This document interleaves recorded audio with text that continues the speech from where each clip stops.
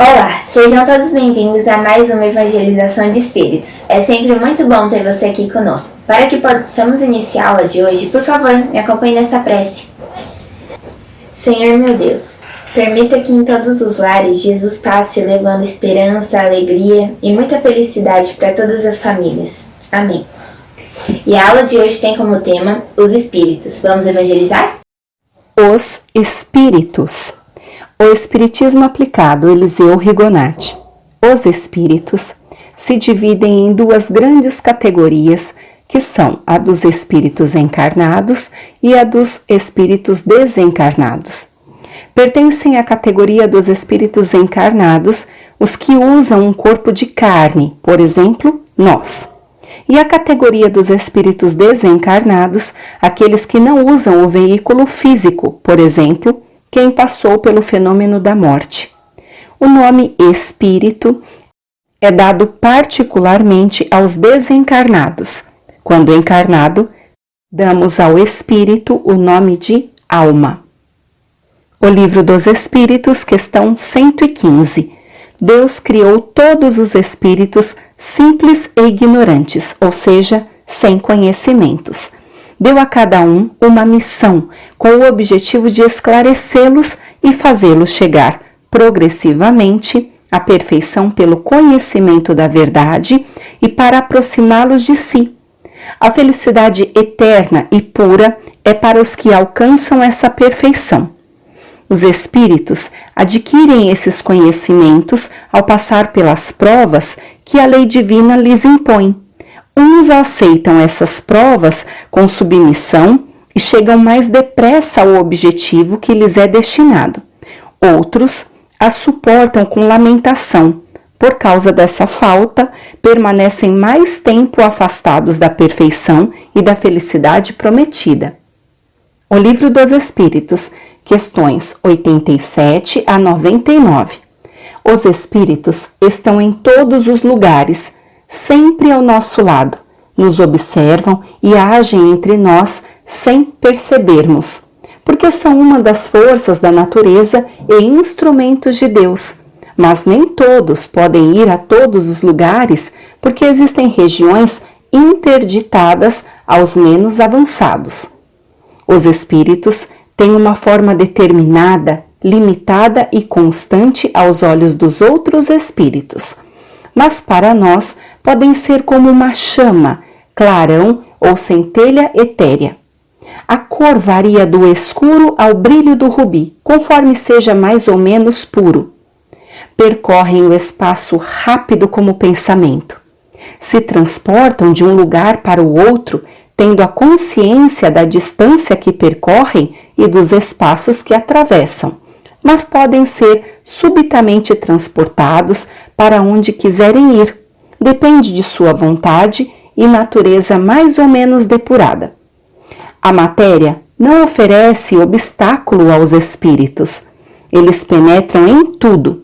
O ar, a terra, as águas e até mesmo o fogo lhes são igualmente acessíveis.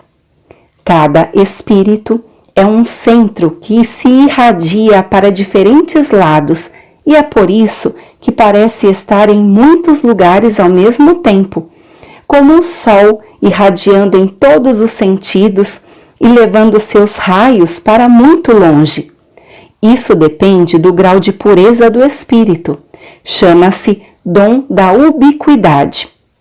Cada espírito é uma unidade indivisível, mas pode estender seu pensamento para muitos lugares, como um homem que no mesmo lugar pode transmitir ordens, sinais e movimento para diferentes pontos. Diferentes ordens de espíritos. Os espíritos são de diferentes ordens, de acordo com o grau de perfeição a que chegaram. O número de ordens ou de graus de perfeição é ilimitado. No entanto, considerando as características gerais, podem reduzir-se a 3 principais. Em primeiro lugar, estão os que chegaram à perfeição, os espíritos puros. Na segunda ordem estão os que atingiram o meio da escala. O desejo do bem é sua preocupação. Eles podem praticar o bem segundo o grau de perfeição. Uns têm a ciência, outros a sabedoria e a bondade. Todos têm provas a cumprir. No último grau, no início da escala, estão os espíritos imperfeitos, caracterizados pela ignorância, desejo do mal e más paixões que retardam seu adiantamento. Uns não fazem o bem nem o mal, outros se satisfazem no mal. Há os espíritos levianos ou zombadores, mais brincalhões do que maus. Gostam de mistificar e causar contrariedades das quais riem. O Livro dos Espíritos para a Juventude, Eliseu Rigonati, 10º serão. Para classificar os espíritos, Allan Kardec elaborou a escala espírita. Ela serve para os espíritos desencarnados e encarnados, menos os da primeira ordem, que não necessitam da encarnação terrena por terem alcançado a perfeição que a Terra lhes podia proporcionar. Livres da matéria, eles habitam mundos espirituais inacessíveis ao nosso entendimento. Na terceira ordem estão os espíritos imperfeitos, que dão atenção às coisas materiais, propensos ao mal, aos vícios, são orgulhosos e egoístas. Essa ordem tem 5 classes. 10ª classe, espíritos impuros. Inclinados ao mal, levam à discórdia e à desconfiança. Apegam-se às pessoas de caráter fraco para cederem às sugestões a fim de as levar à perda, satisfeitos de poder adiar seu adiantamento ao fazê-las sucumbir ante as provas que sofrem. Quando encarnados, inclinam-se aos vícios, sensualidade, crueldade, hipocrisia, avareza. Fazem o mal por aversão ao bem. Escolhem as vítimas entre as pessoas honestas. São um flagelo para a humanidade. 9ª classe, espíritos levianos.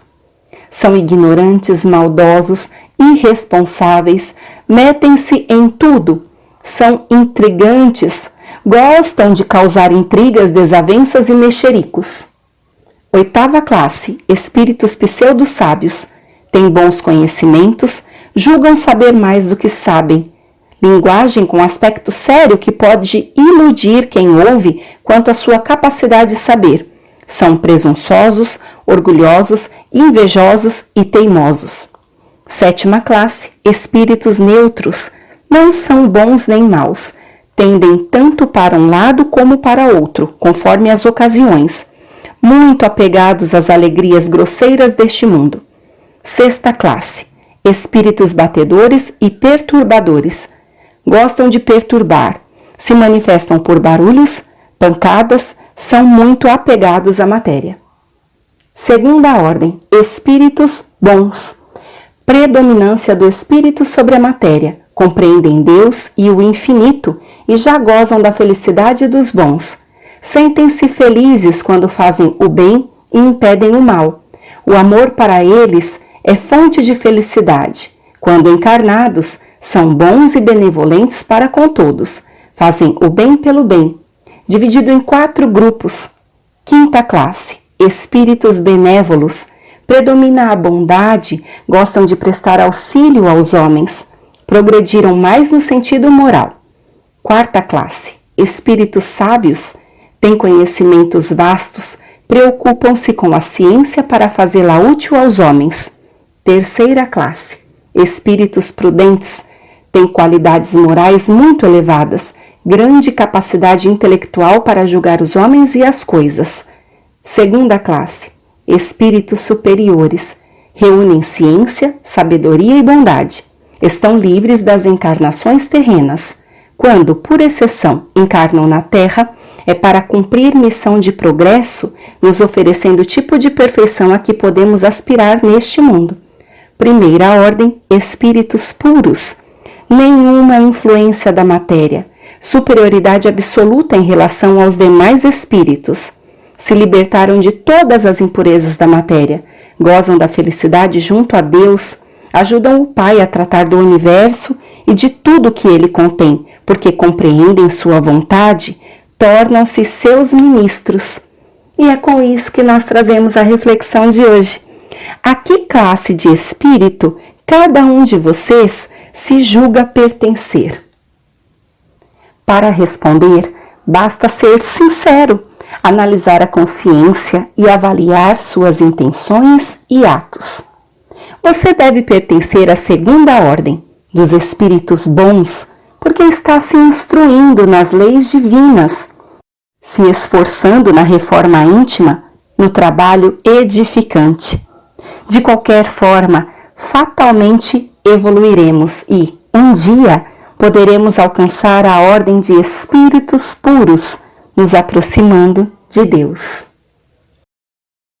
E eu te espero em nosso próximo encontro. Tchau!